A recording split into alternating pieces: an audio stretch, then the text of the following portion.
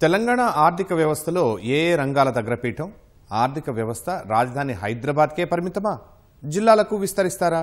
2047 లక్ష్యంగా సిద్ధమవుతున్న విజన్ డాక్యుమెంట్లో core, urban, semi urban, rural ప్రాంతాల అభివృద్ధికి ఎలాంటి మార్గదర్శకాలు చేస్తున్నారు?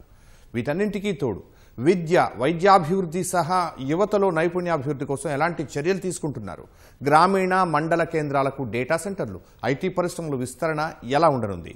ఇలాంటి అనేక ప్రశ్నలకు సరైన సమాధానం అందించారు జయేష్ రంజన్. 2047 నాటికి తెలంగాణ రాష్ట్ర ఆర్థిక ముఖ చిత్రం ఎలా ఉండనుందనే దానిని సవివరంగా వివరించారు. ఆ వివరాలను ఇప్పుడు తెలుసుకుందాం.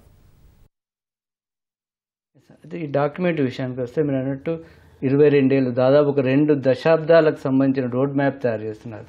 అప్పుడు ఆర్థిక అభివృద్ధి అనేది ఒక కోణం, కానీ చాలా అనేక అంశాలు మన రాష్ట్రం కావాల్సింది. బట్ అంటే అంటే కేటగిరీల లాగా అంటే ఎన్ని రంగాలు అని విభజించుకున్నారు? సో ముఖ్యంగా చాలా బ్రాడ్గా చూస్తే 3 రంగాలు ఉన్నాయి. ఒకటి ఆర్థిక అభివృద్ధి. సో 3 ట్రిలియన్కి ఏమేం సెక్టర్స్ పైన ఆధారపడాలి, తర్వాత 3 ట్రిలియన్కి తగినట్టుగా ఇన్ఫ్రాస్ట్రక్చర్ ఎక్కడ ఉంది, 3 ట్రిలియన్కి తగినట్టుగా స్కిల్స్ ఉన్నాయా లేదా, సో వాటన్నిటిని నిర్మాణం చేసుకుంటూ ఎట్లా వెళ్ళాలి. సో ఆర్థిక అభివృద్ధి ఒక అంశం ఉంది. రెండో అంశం ఉంది సామాజిక అభివృద్ధి. సో ముఖ్యంగా ముఖ్యమంత్రి గారికి కూడా, రాష్ట్ర ప్రభుత్వానికి కూడా 3 వర్గాలకి చాలా మేలు జరగాలి అనే చాలా ఒక పట్టుదల ఉంది. సో ఒకటి రైతులు, ఒకటి మహిళలు, ఒకటి యువత. సో ఈ 3 సెక్షన్స్కి కూడా చాలా ప్రాధాన్యత ఇవ్వడం జరుగుతూ ఉంది. రైతుల గురించి అంటే చాలా బ్రాడ్గా నేను ఇప్పుడు చెప్పగలను. ధ్యేయం ఎట్లా పెడుతున్నాము అంటే, ఫార్మింగ్ ద్వారా ఈరోజు వాళ్ళకి ఎంత ఆదాయం వస్తూ ఉందో కనీసం డబల్ అవ్వాలి, డబల్ కంటే కూడా ఎక్కువ అవ్వాలి. వాళ్ళ ప్రొడక్షన్ పెరగాలి, ప్రొడక్టివిటీ పెరగాలి, లాసెస్ ఆల్మోస్ట్ 0 అయిపోవాలి. మహిళల గురించి ముఖ్యమంత్రి గారు ఆల్రెడీ ఎన్నో సందర్భంలో చెప్పి ఉన్నారు. 1 కోటి మంది మహిళల్ని కోటీశ్వరాలుగా మార్చుకోవాలి. అండ్ యువత గురించి మేము ఎట్లా టార్గెట్ పెడుతున్నాము అంటే, ఈరోజు మనందరికీ తెలుసు జనాభాలో సింహభాగం యువతదే ఉంది. రాను రాను ఈ 22 సంవత్సరాల్లో కూడా చాలామంది ఆ కేటగిరీలో వస్తారు. సో 18 సంవత్సరం వయసు దాటిన తర్వాత ఎవరో ఒకరికి సపోజ్ నేను ఉద్యోగం చేయాలి, ఆర్ ఏదో ఒక సెల్ఫ్ ఆంటర్ప్రినర్గా తయారవ్వాలి, స్టార్టప్ చేయాలి, విదేశానికి వెళ్ళి పని చేయాలి, ఇంకా చదువుకోవాలి, ఏదైనా మీకు ఆశ ఉంటే దానికి తగినట్టుగా అన్ని వెసులుబాట్లు ప్రభుత్వ సహాయంతో మీకు అందుబాటులో ఉండాలి. సో అట్లా ధ్యేయం పెడుతున్నాను. సో సామాజిక అభివృద్ధి ఒక ధ్యేయం ఉంది. అదేవిధంగా మనకు కూడా కొన్ని సోషల్ ఇండికేటర్స్ ఉంటాయి. అంటే విద్యా శాతం ఎంత ఉంది, తర్వాత ఆరోగ్యపరంగా మన లైఫ్ స్పాన్, కొత్తగా పిల్లలు పుడుతూ ఉంటే వాళ్ళు ఏ బరువుతో పుడుతున్నారో, మాల్ న్యూట్రిషన్ ఏమైనా ఉందా. సో వీటన్నిటి మీద కూడా ఇంకా అంటే మన పరిస్థితి మంచిగానే ఉంది, కానీ దక్షిణ భారతంలో ఇతర రాష్ట్రాలతో పోలిస్తే, ఉదాహరణకి కేరళ, తమిళనాడు వాటితో పోలిస్తే మనం కొంచెం తక్కువే ఉన్నాము. బట్ నార్త్ ఇండియన్ మిగతా స్టేట్స్తో పోలిస్తే మనదే చాలా బెటర్గా ఉంది. బట్ అయినా సౌత్లో ఎందుకు 3వ స్థానంలో, 4వ స్థానంలో ఎందుకు ఉండాలి? సౌత్లో కూడా మనమే అగ్రగామిగా ఉండాలి. సో ఇది ఒక సెక్షన్ ఉంది, సామాజిక అభివృద్ధి. అండ్ ఇంకొక సెక్షన్ ఉంది, అది ముఖ్యమంత్రి గారికి చాలా ముఖ్యమైన అంశము. ఇది మనము ఏదైనా చేస్తూ ఉన్నా, ఆర్థిక అభివృద్ధి కావచ్చు, సామాజిక అభివృద్ధి కావచ్చు, అంటే పర్యావరణానికి అనుకూలంగా ఉండాలి. అంటే సస్టైనబుల్ డెవలప్మెంట్ అంటారు. దానివల్ల పర్యావరణానికి ఏమాత్రం హాని కలగకుండా. సో నెట్ జీరో అంటే మన రాష్ట్రంలో చిన్న కూడా కార్బన్ భారం మొత్తం నెల మీద పెట్టకుండా అభివృద్ధి ఎట్లా సాగుతుంది, సస్టైనబుల్ డెవలప్మెంట్ ఎట్లా అంటారు. సో ఈ 3 భాగాలు ఉన్నాయి. తర్వాత ఇంకొకటి మీరు అడిగారు, ఈ 22 సంవత్సరాలకి రోడ్ మ్యాప్. సో ఒక రకంగా చూస్తే 22 సంవత్సరాలు చాలా చాలా దీర్ఘంగా ఉంది. అండ్ చాలా మందికి విశ్వాసం పోతుంది. 22 సంవత్సరాల్లో చేస్తాము అట్లా చెప్తా ఉంటే బహుశా ఎవరో ఏమి చేయరు, ఒట్టి జస్ట్ ఏదో కాగితం నింపుకోవడానికి మాత్రమే ఈ పని జరుగుతూ ఉంది. సో మేము ఇంకొక చాలా కీలక నిర్ణయం ఏం తీసుకున్నాము అంటే, ఈ 22 ఇయర్స్ని 3 భాగాలుగా విభజిస్తున్నాము. సో 2025 అంటే ఇప్పటి నుంచి 2030 రాబోయే 5 సంవత్సరాల్లో ఎట్లాంటి అభివృద్ధి కనిపిస్తుంది. 2030 నుంచి 2039ని కూడా ఒక మైల్ రాయిగా తీసుకుంటున్నాము. చాలామందికి తెలిసే ఉంటుంది, 2039కి మన రాష్ట్రానికి 25 సంవత్సరాలు పూర్తి అవుతుంది. తెలంగాణ 2014లో స్థాపించబడింది. సో 2039లో 25 సంవత్సరాలు పూర్తి అయ్యాక అప్పటికి రాష్ట్ర స్వరూపం ఎట్లా ఉంటుంది. And then 47. సో మా ధ్యేయం ఏమేముంది అంటే, ఈరోజు ఏమేమి టార్గెట్స్ పెడుతున్నామో కనీసం 80% 39 కల్లే పూర్తి అయిపోవాలి. మిగిలిపోయినా మాత్రమే లాస్ట్ స్టేజ్లో సాధించుకోవడానికి అవకాశం ఉంది. సార్ మీరు మొదట్లో చెప్పినట్టుగా మన ఆర్థిక అభివృద్ధిలో భాగంగా సార్ ఇండస్ట్రియలైజేషన్, ఇన్వెస్ట్మెంట్స్ కొంత ఆశాజనకంగా ఉన్నాయి.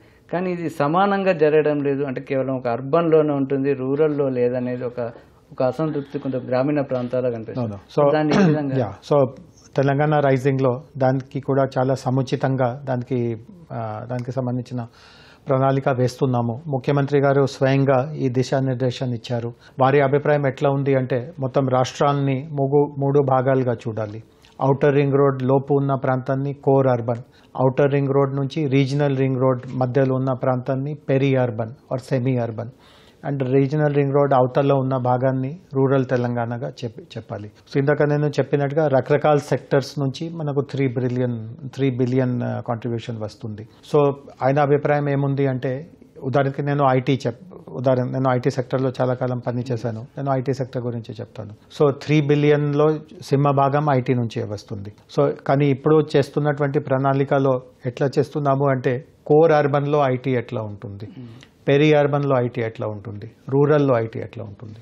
సో ఉదాహరణకి ఈరోజు ఆర్టిఫిషియల్ ఇంటెలిజెన్స్కి చాలా పెద్ద పీఠం ఉంది. బట్ చాలామందికి బహుశా తెలియకపోవచ్చు, ఆర్టిఫిషియల్ ఇంటెలిజెన్స్ కోసం డేటా చాలా అవసరం ఉంటుంది. అండ్ డేటాని మంచిగా తయారు చేయడము, అల్గోరిథమ్స్ రాసే స్థాయికి తీసుకువెళ్ళడము, డేటాలో కరెక్షన్స్ చేయడము, డేటాని మషిన్ చదివేనట్టుగా వాటిని సిద్ధం చేయడము. సో దీంట్లో కూడా కొన్ని వేలాది లక్షాది జాబ్స్ ఉన్నాయి. వీటిని డేటా అనోటేషన్ అంటారు. అట్లాంటి జాబ్స్ చేయడానికి మీకు హైదరాబాద్లో పెద్ద ఖరీదున్న బిల్డింగ్లో ఆఫీస్ పెట్టాల్సిందిగా అవసరం లేదు. మీరు చాలా ఈజీగా మండల్ కేంద్రాల్లో, తృతీయ శ్రేణి, 4వ శ్రేణి నగరాల్లో కూడా ఇట్లాంటి కార్యక్రమాలు చేసుకోవచ్చు. సో రూరల్ తెలంగాణలో ఐటీ స్వరూపం ఇట్లా ఉంటుంది. పెరి అర్బన్లో మనకు ఎలక్ట్రానిక్స్ ఉంటాయి. ఎలక్ట్రానిక్స్ కూడా ఐటీలో ఒక భాగమే. ఎలక్ట్రానిక్స్, సెమీ కండక్టర్ అట్లాంటివి అక్కడ పెట్టడం జరుగుతుంది. డేటా సెంటర్స్ ఏఐ కోసం అక్కడ పెట్టడం జరుగుతుంది. బట్ చాలా హార్డ్ కోర్, చాలా పిహెచ్డి స్థాయి నాలెడ్జ్తో కూడిన ఐటీ అభివృద్ధి కార్యక్రమాలు, క్వాంటమ్ అవన్నీ నేను చెప్పాను, అవన్నీ కోర్ అర్బన్లో ఉంటుంది. సో ప్రతి సెక్టర్లో కోర్ అర్బన్లో ఏం చేయవచ్చు, పెరి అర్బన్లో ఏం చేయవచ్చు, రూరల్లో ఏం చేయవచ్చు అని చాలా స్పష్టంగా మేము తెలియపరుస్తాం. చివరిగా సార్ అంటే ఈ డాక్యుమెంట్ ఉన్నట్టు ఒక కామన్ మ్యాన్ ఏ విధంగా ఊహించుకోవచ్చు, ఇది ఇలా అంటే మీరు దానిపైన సునిశ్చితంగా లోతుగా అధ్యయనం చేశారు కాబట్టి మీకు ఒక లైన్ అభిప్రాయం ఉంది. ఒక కామన్ మ్యాన్ దీన్ని ఏ విధంగా ఊహించుకోవచ్చు, దీన్ని ఎలా విశ్లేషించవచ్చు? సో తెలంగాణ తరఫున మన ధ్యేయం ఎట్లా ఉండాలి అంటే అగ్రగామి రాష్ట్రాల్లో మనము నంబర్ 1గా ఉండాలి. అన్నిటినీ మనము లీడ్ చేయాలి. మన దేశం కోసం ఒక మంచి ఉదాహరణగా, ఒక మంచి నమూనాగా మనము స్థిరపడాలి.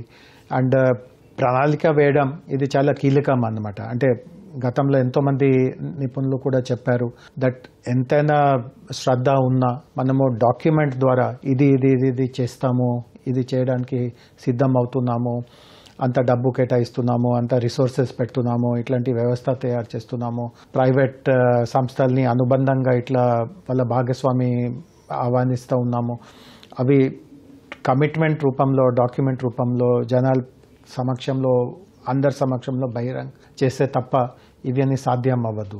సో ఈ మన ప్రయాణంలో ఇది ఒక చాలా కీలక మన అడుగు. అండ్ 9వ డిసెంబర్కి ఎక్కువ రోజులు కాదు, సుమారు ఒక నెలన్నరకి ఆ డేట్ వస్తుంది. ఆ రోజు అందరూ చూస్తారు. ఇది ఒక మంచి ప్రణాళిక తయారు చేయడం జరిగింది.